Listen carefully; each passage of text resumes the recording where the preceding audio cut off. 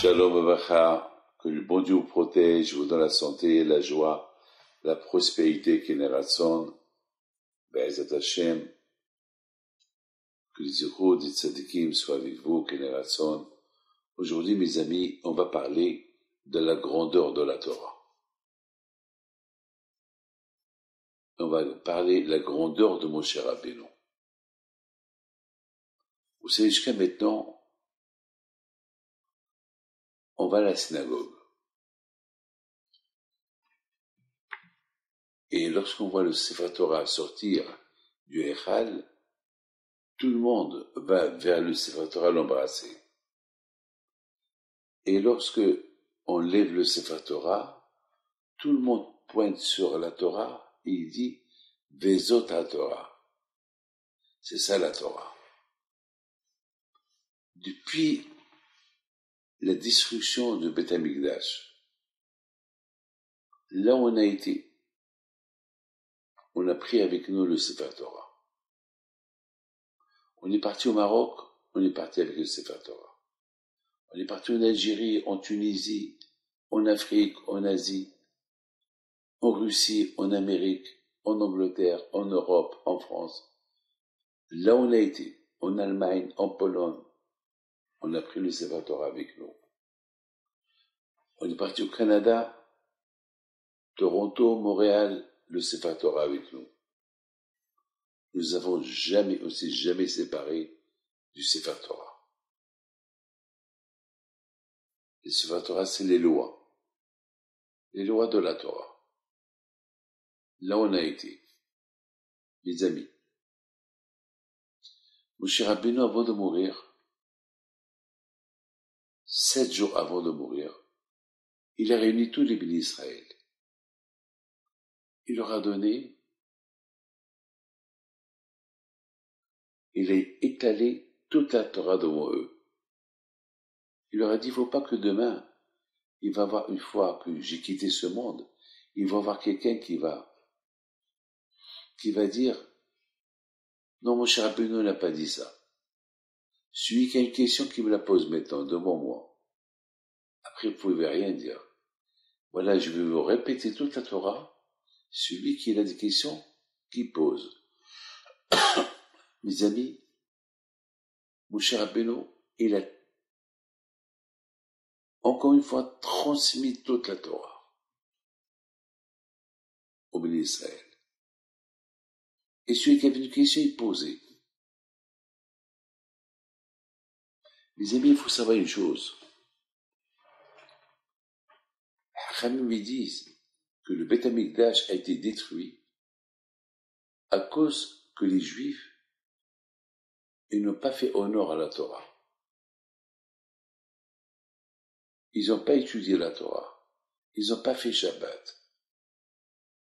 Ils n'ont pas fait Nida. Ils n'ont pas mangé le kasher. C'est la folie. Comment est-ce possible que les Juifs, ils voient le Beth Amikdash, ils vont pas faire Shabbat? C'est pas possible. Ils vont pas faire Nida. Ils vont pas faire Tzneut. Ils vont pas respecter les mitzvot. C'est pas possible. Ici, on parle pas à l'époque de Beth Amikdash, il y avait le Kohen Gadol quand même. Il y avait le Beth Amikdash, les gens, ils venaient au Beth Amikdash 3 fois dans l'année. Ne me dites pas qu'ils n'avaient pas tout ça. C'est pas possible. C'est dur de dire ça. C'est très dur de dire que le temple, le Beth Amikdash, a été détruit à cause de ça. Dur. D'accord, ils n'ont pas fait ça. Oui, ils n'ont pas fait beaucoup d'efforts au Maroc, par exemple. Il y avait des halakhot, des lois que les gens ne connaissaient pas. Mais ils faisaient. Il y avait des lois qu'ils ne connaissaient pas. Mais là, on dit qu'ils n'ont rien fait. Que le Beth Amikdash a été détruit parce qu'ils n'ont rien fait. Et on dit que le deuxième Beth Amikdash, il faisait la Torah, il faisait le Hesed, il faisait tout, mais ils avaient l'aide gratuite. C'est dur. Comment on peut avoir l'aide gratuite? Comment on peut être rabbin avec une barbe et ne pas aimer le prochain? la haine gratuite. C'est quoi ça? C'est dur pour moi d'imaginer que des gens tzadikim qui étudient la Torah, qui respectent. Vous savez, à l'époque du deuxième temple, il y avait Hillel Azaken, il y avait Shammai, il y avait Shemaïa Abtalion, il y avait Shimon HaTzadik, il y avait beaucoup de tzadikim, la génération des tzadikim, il y avait le Hashmonaïm. Alors comment le Beth Amikdash a été détruit à cause de la haine gratuite? C'est bête de penser comme ça. Mais si nos sages ils l'ont dit, c'est que c'est vrai. Alors comment on peut expliquer? Vous avez écouté très bien. On a un papa, on a une maman. On a le devoir de la respecter. À l'époque, la Torah dit que celui qui respecte son père et sa mère, il a une longue vie. Et la question se pose, est-ce qu'il faut que le bon Dieu me donne un bonbon, que j'aurai une longue vie, si je respecte mon père et ma mère? Mais c'est logique. C'est mon père et ma mère qui m'ont mis au monde. Comment je ne vais pas les respecter? Le bon Dieu me donne une récompense si je respecte mon père et ma mère. Mais c'est impossible de dire une chose pareille. Les parents, ils sont au-delà de tout. Qu'est-ce que maintenant moi j'aurais donné pour voir ma mère? Alors comment on va vous expliquer ça? Mes amis, écoutez, c'est vrai, on respecte papa et maman, mais on s'habitue avec eux. L'habitude, la routine, l'habitude, elle casse. Elle casse le respect. La semaine dernière, je recevais les gens,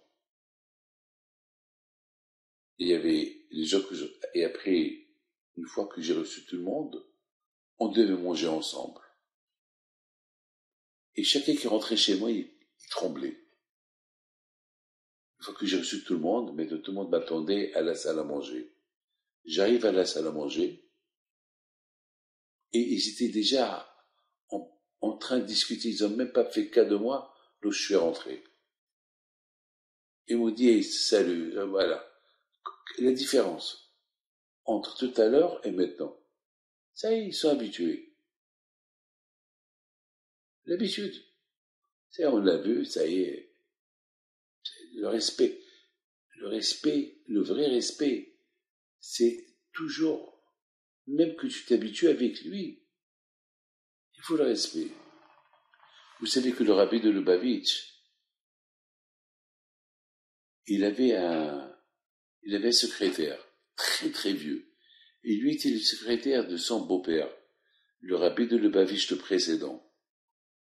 Et le rabbi de Lubavitch le précédent, il est décédé, donc il a continué à être le secrétaire du rabbi de Lubavitch, Rabbi Menachem Mendel. Et puis voilà, il s'est passé que il a beaucoup vieilli, donc il fallait qu'il cède sa place à Rav Groner, ou un autre Rav. Mais le monde a remarqué que l'ancien secrétaire, même qui était vieux, il se comportait comme un jeune. Il marchait. Chaque fois que le rabbi rentre, il se lève. Il l'écoute attentivement. Et il était comme un jeune. Ils ont dit, mais tu es 2 fois plus vieux que le rabbi de Lubavitch. Et pourquoi tu te comportes avec lui comme ça? Tu as eu le zéro d'être le secrétaire du premier rabbi. Lui, c'est le deuxième. Il leur a dit, mais c'est lui le rabbi. Le premier est parti. C'est lui qui a pris sa place. Et je me comporte comme si j'étais devant le premier. Il faut pas que je m'habitue. Il faut pas que je fasse une différence entre lui et l'autre. Entre le rabbi actuel et le rabbi précédent. Non. C'est lui qui a pris sa place, donc c'est lui le meilleur. C'est la folie, ne pas s'habituer. Parce que dans sa tête, il pouvait construire l'idée. Le rabbi précédent, j'étais son secrétaire. Lui, il est plus important que le beau-fils, le rabbi actuel. Non. Il a créé en lui, il a cassé l'idée de dire que le premier, il est mieux que le deuxième. Et le respecter que par habitude. Non. Il le respectait par crainte. Lorsqu'on vient prier, il ne faut pas qu'on prie par habitude. Parce que chaque prière, elle est différente. La prière d'hier, c'est pas comme la prière d'aujourd'hui. Mes amis, je pense, c'est ça le malheur. C'est pour ça que le Beth Amikdash a été détruit. Le Beth Amikdash a été détruit parce qu'ils se sont habitués à la Torah. Ils n'ont pas vu dans la Torah quelque chose de nouveau. Parce que la Torah, elle se renouvelle chaque seconde. Mes amis, écoutez très bien. De plus que tu étudies la Torah, tu découvres des merveilles, tu découvres des trésors dans la Torah. La Torah, c'est une chorma. C'est pas une théorie. La Torah, elle vient d'Hachem. Elle vient pas d'un être humain. Elle vient d'Hachem. Elle est infinie, la Torah. Tu peux l'étudier des milliards d'années et tu ne l'as pas compris. Mais mes amis, lorsqu'on s'habitue à la Torah, on la développe pas. Vous voulez prendre un avion, vous achetez le billet, vous rentrez dans l'avion. Mais si l'avion ne bouge pas, vous allez nulle part. Vous êtes dans l'avion, vous avez acheté un billet, vous êtes assis à votre place, et il y a les hôtesses de l'air, il y a les pilotes, mais tant qu'ils ne bougent pas, tu es dans l'avion, mais tu vas nulle part, tu stagnes. Ben, les Havdil, c'est ça la Torah. La Torah, il faut bouger avec elle. C'est pas être dans la Torah, il s'habitue avec elle. Oui, une fois j'étais dans un cours de Torah, et j'ai vu des gens qui bougent leur tête, des gens qui écoutent, mais il y avait un qui était comme ça. Après le cours, je lui dis, ça va? Il me dit, ça va. J'ai dit, alors, le cours est appelé? Il m'a dit, je le connais. Je l'ai déjà entendu. Alors, j'ai dit, tu peux me répéter ce que j'ai dit, si tu l'as déjà entendu? Il me l'a répété. J'ai dit, c'est pas ça ce que j'ai dit. Tu m'as dit ce que j'ai dit avant. Tu as dit ce que j'ai dit avant. Mais tu n'as pas ce que j'ai dit aujourd'hui, c'est autre chose. Mais il me dit, Rabbi David, mais c'est pareil. J'ai dit, non, c'est pas pareil. Pour toi, c'est pareil. Mais lorsqu'on écoute la Torah, c'est vrai, moi je peux dire pareil. Mais toi qui l'écoutes, et vraiment tu l'écoutes, tu vas le comprendre d'une autre manière. C'est ça la chorma de la Torah. Et en plus, ce que j'ai dit, j'ai toujours ajouté quelque chose. Et ce que j'ai ajouté, c'est ça la différence. Donc mon fils, c'est l'habitude. Mes amis, regardez mes amis, mon cher Rabbeinu. Si mon cher Rabbeinu, jusqu'à maintenant, sa Torah, elle existe, la Torah qu'il nous a donnée, c'est pas ce mon cher Rabbeinu, la bouche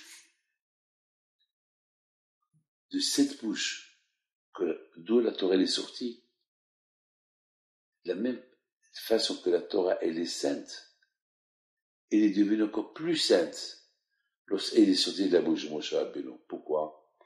Parce que la Torah que Hachem il a enseigné à Moshe Rabbeinu, c'est écrit dans la Torah PLP Adaberbo, bouche à bouche. Vous imaginez c'est quoi la bouche du bon Dieu? De la bouche du bon Dieu, la Torah elle sort, il l'installe dans la bouche de Moshe Rabbeinu. Vous rendez compte? C'est quelle Torah?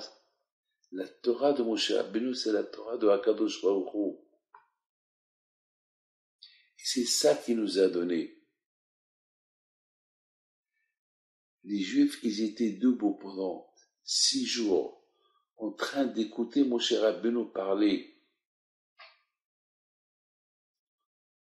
Et les paroles de Moshe Rabbeinu, qui sont les paroles du bon Dieu, ils ont fait un effet sur eux.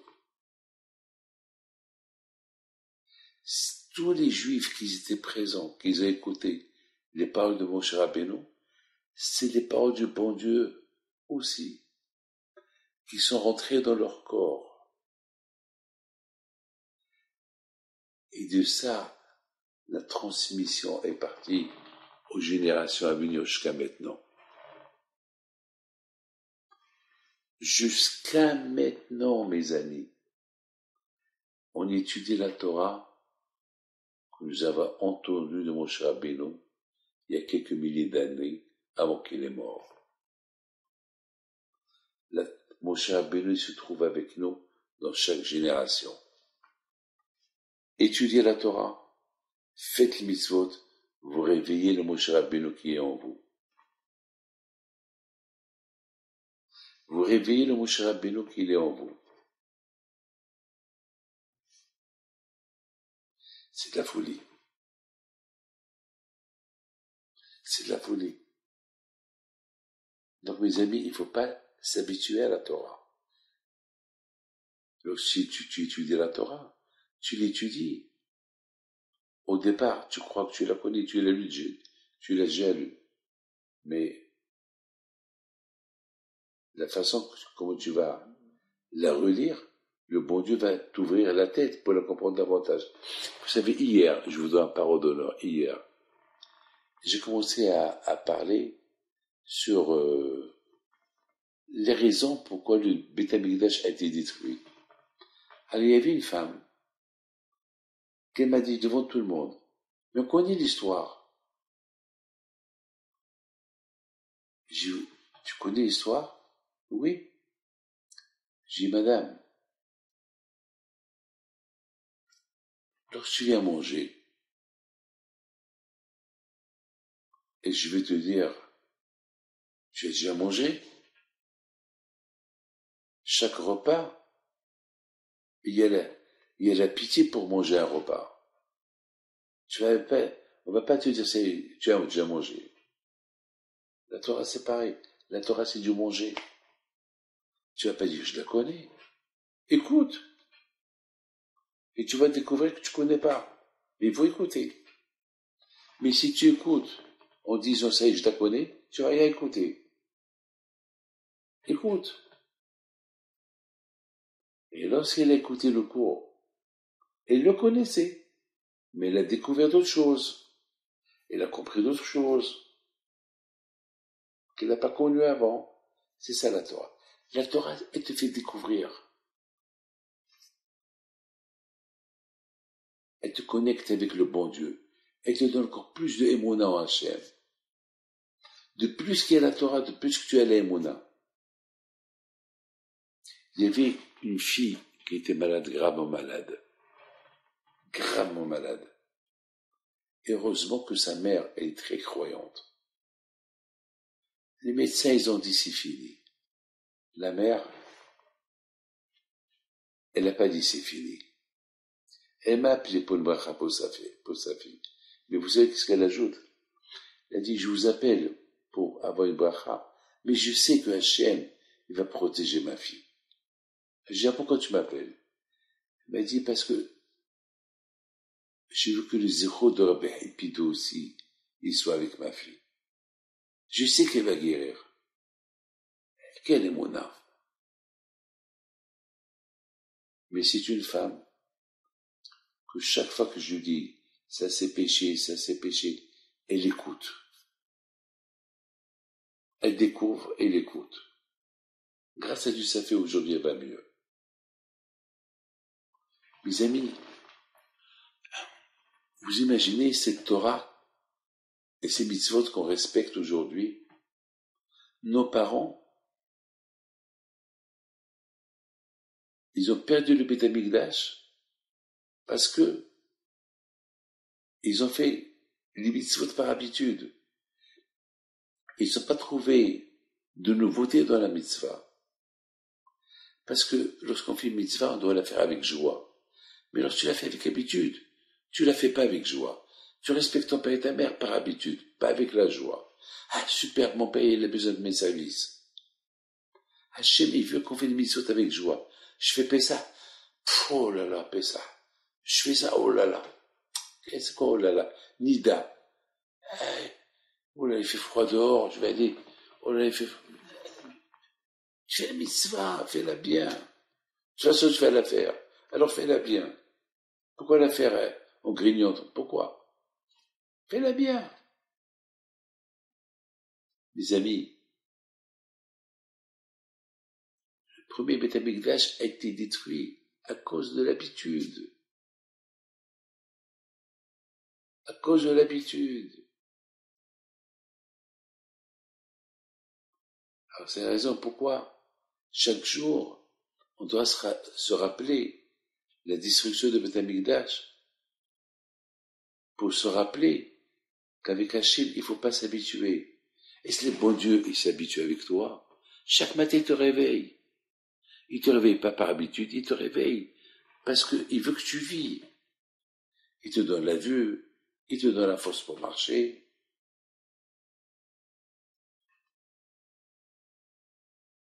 Lorsqu'on va servir Hachem par habitude, on perd la crainte d'Hachem. La vie, c'est pas une routine. Chaque seconde, c'est la vie. Les amis, je vous raconte une histoire. Il y a quelqu'un qui a fait un accident. Quelqu'un qui m'a beaucoup critiqué. Mais après, il m'a demandé pardon.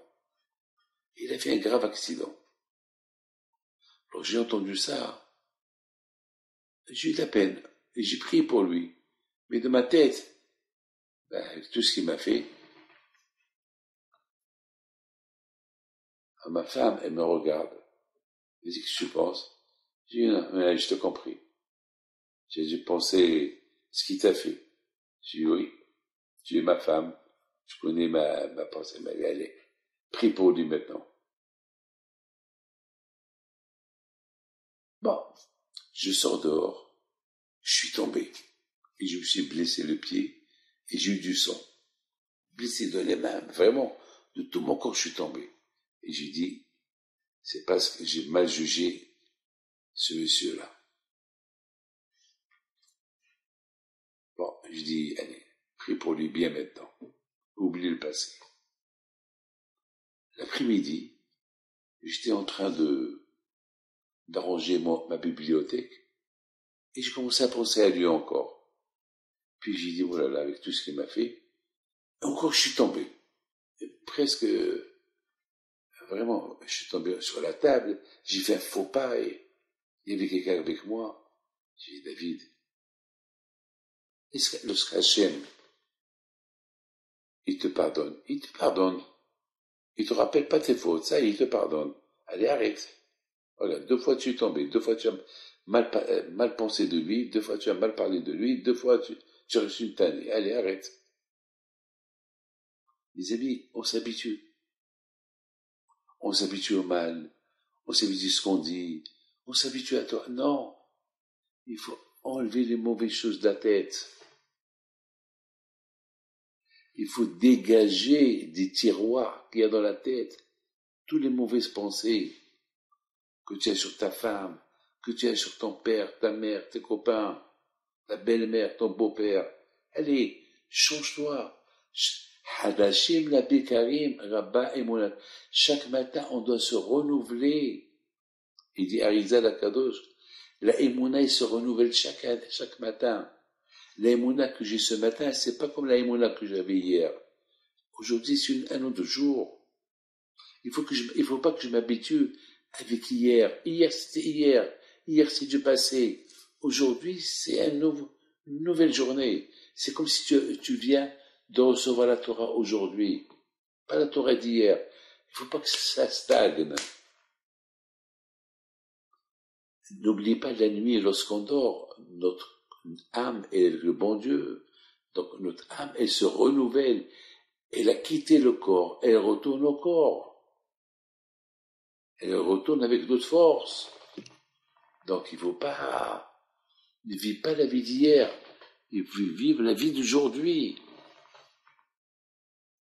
Les amis, c'est pour ça que le Beth Amikdash a été détruit. Parce qu'ils se sont habitués à la Torah. Ils se sont habitués aux mitzvot. Jusqu'à que les mitzvot, ils avaient pas de valeur.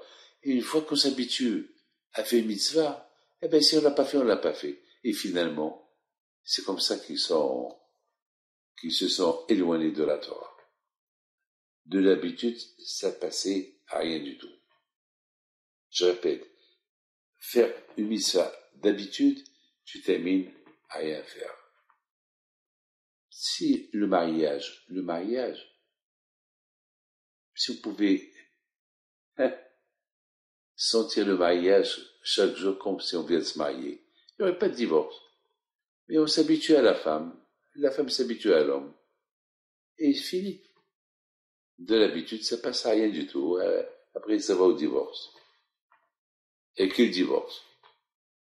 Même un divorce amical, il se passe pas. Ah, ça, une fois j'ai assisté à un divorce dur, et j'ai rien compris parce que j'étais à leur mariage. Quel amour il avait, le mari vers sa femme et la femme vers son mari. Ils étaient exemplaires. Et là, ils sont devenus des ennemis. Quelle guerre! La folie.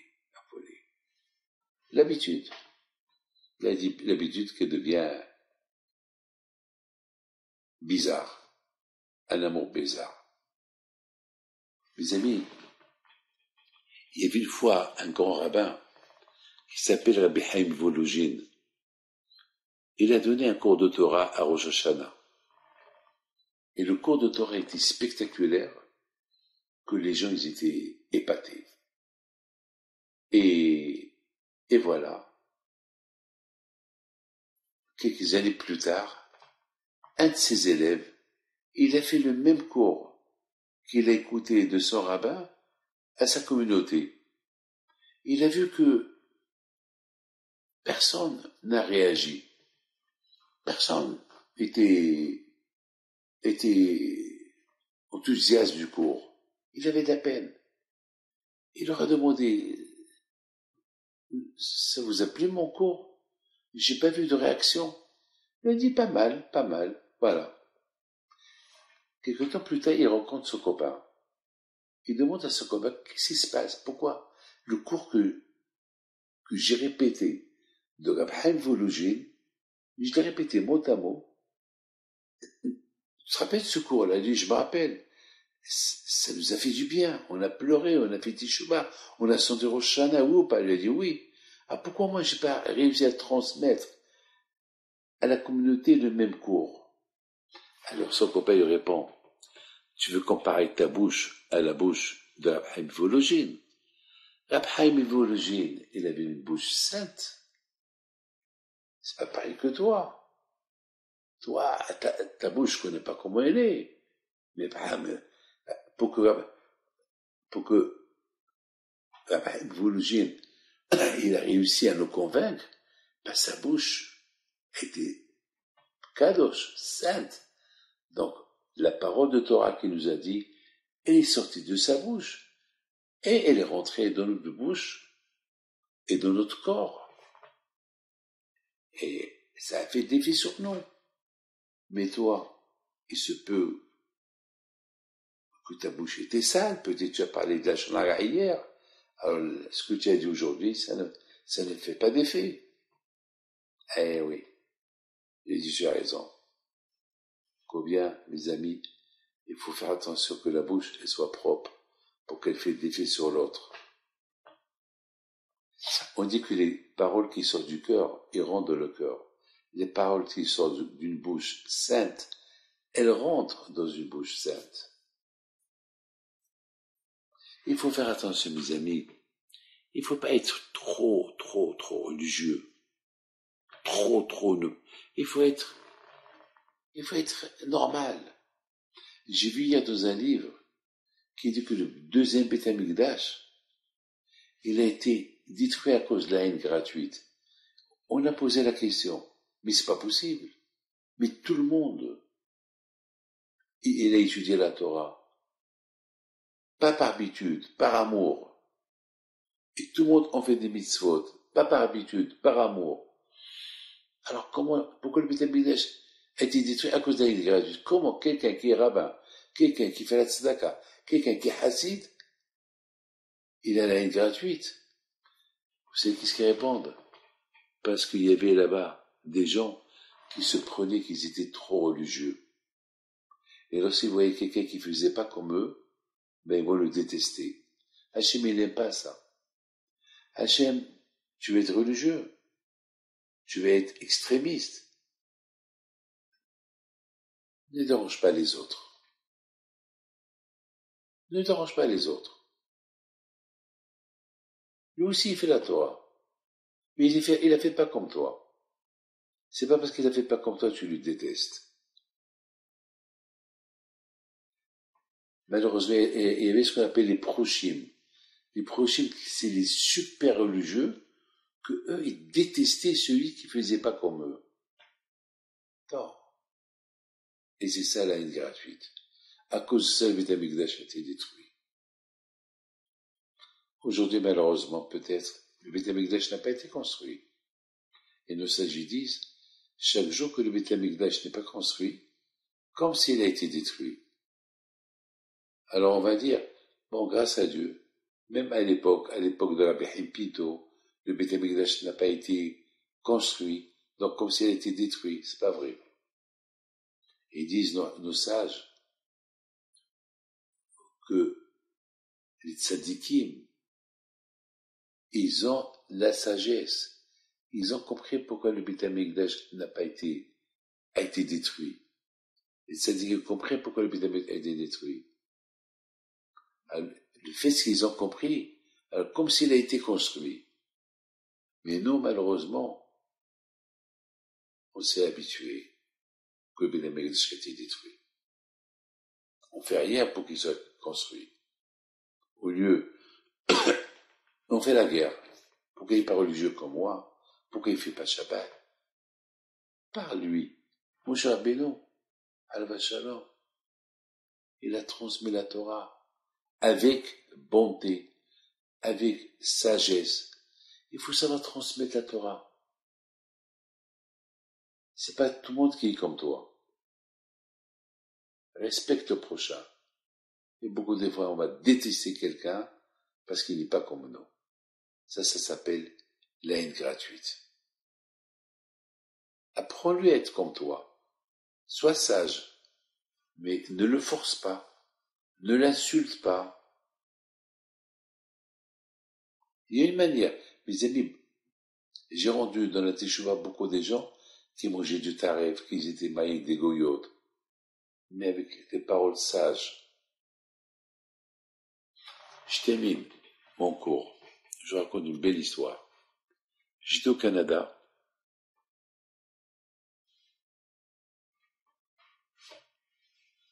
Et je passe la douane. Et il y avait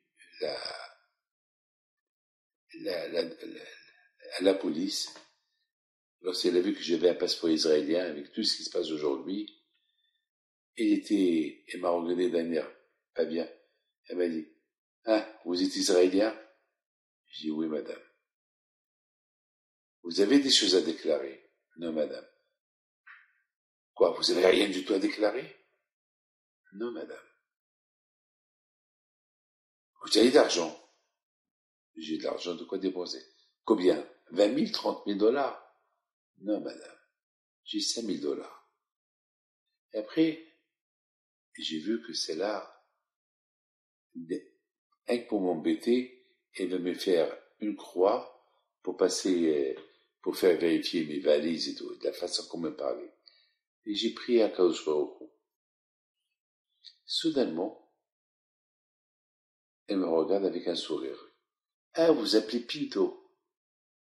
On dirait qu'elle savait pas. Depuis 2 minutes, 3 minutes, elle a vu mon nom Pinto.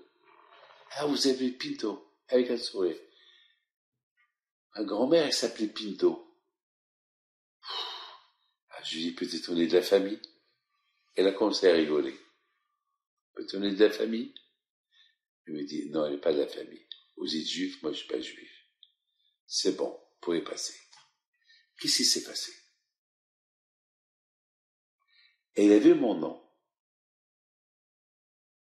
Pinto. Elle a tapé mon nom, Pinto.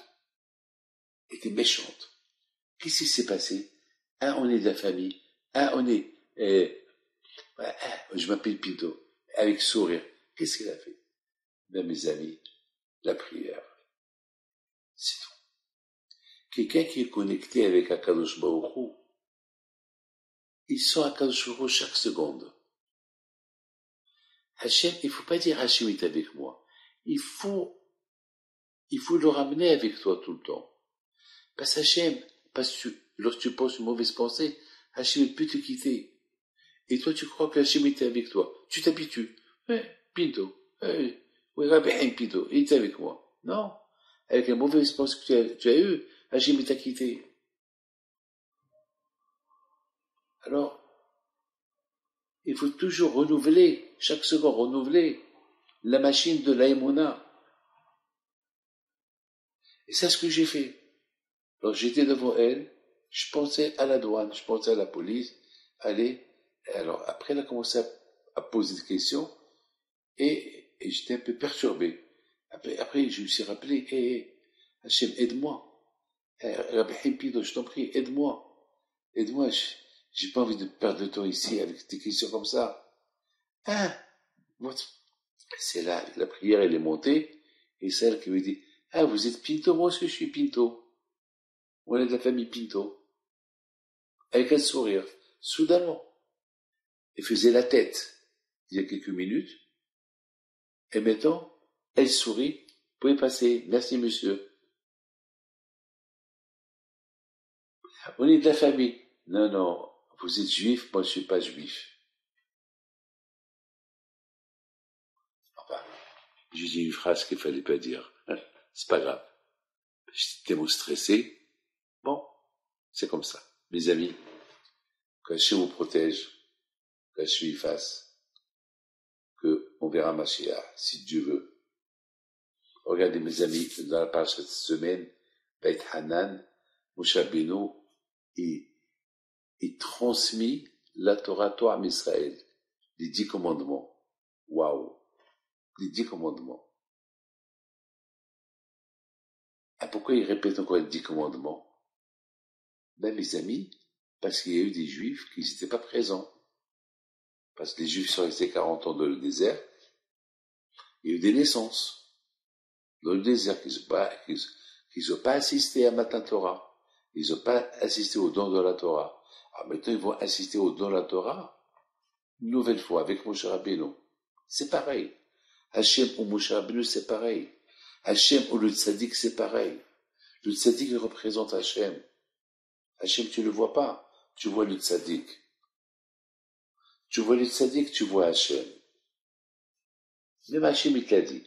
Il faut voir ton rave. Même Hachem, il te dit, tu fais ce que ton rave, il te dit. Si tu dis sur la gauche, droite, et sur la droite, gauche, tu le crois. Tu l'écoutes. Pourquoi pas ces tzadikim? Hachem est avec eux. Eux, ils servent à Hachem avec de nouvelles forces.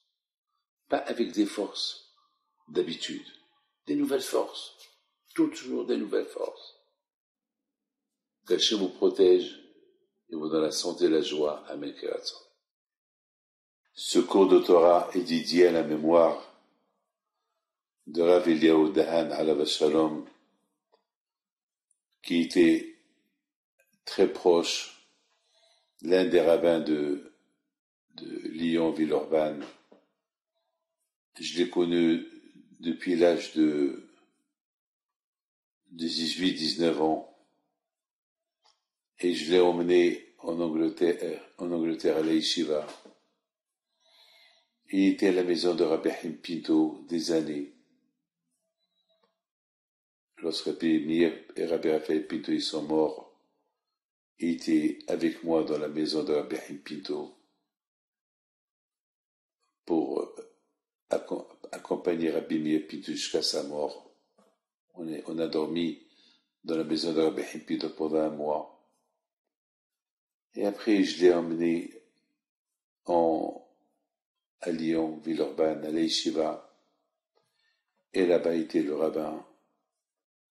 Et Baruch Hashem, il a servi dans plusieurs communautés. Il s'est marié, Baruch Hashem, avec des enfants. Jusqu'à que la maladie elle est venue en quelques mois.